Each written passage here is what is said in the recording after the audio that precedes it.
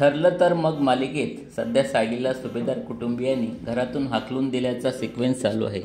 अर्जुनच्या वाढदिवशी अन्नपूर्णा निवासमध्ये जंगी सेलिब्रेशन पार पडणार असतं, पण प्रिया याच दरम्यान मोठा डाव खेळते।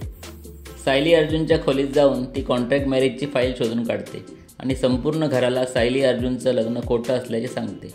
यामुळे कल्पनासह अन्य सुभेदार कुटुंबियांना मोठा धक्का बसतो आणि यामुळे सायलीला सुभेदार कुटुंबीय घराबाहेर हाकलून देतात। सायली मधुभाऊंच्या घरी राहायला जाते। यावेळी अर्जुन तिला भेटण्याचा प्रयत्न करतो, पण इतक्यात मधुभाऊ येतात आणि अर्जुनचा पाणउतारा करतात।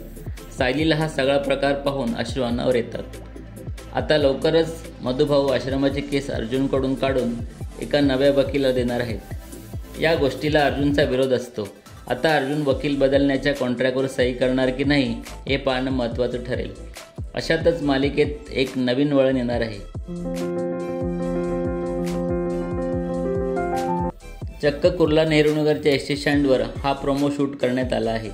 घरात वाद झाल्यापासून अर्जुन आणि सायलीची एकमेकांशी नीट भेटही झालेली नसते, त्यामुळे आपल्या मनातल्या भावना अर्जुनला आपल्या बायकोसमोर व्यक्त करायच्या असतात। मालिकेत अखेर तो क्षण लवकरच येणार आहे। याचा प्रोमो नुकताच समोर आलेला आहे। शहर सोडून निघालेल्या सायलीला एसटी स्टँडवर अर्जुन प्रपोज करणार आहे।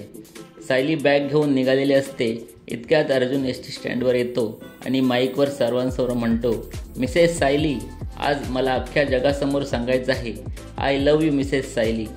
अर्जुनने प्रेमाची कबुली दिल्यावर एसटी स्टँडवरचे सगळे लोक उत्साहाच्या भरात टाळ्या वाजवून या जोडप्याचं कौतुक करू लागतात। हा प्रसंग पाहून सायलीच्या डोळ्यात देखील पाणी येतं।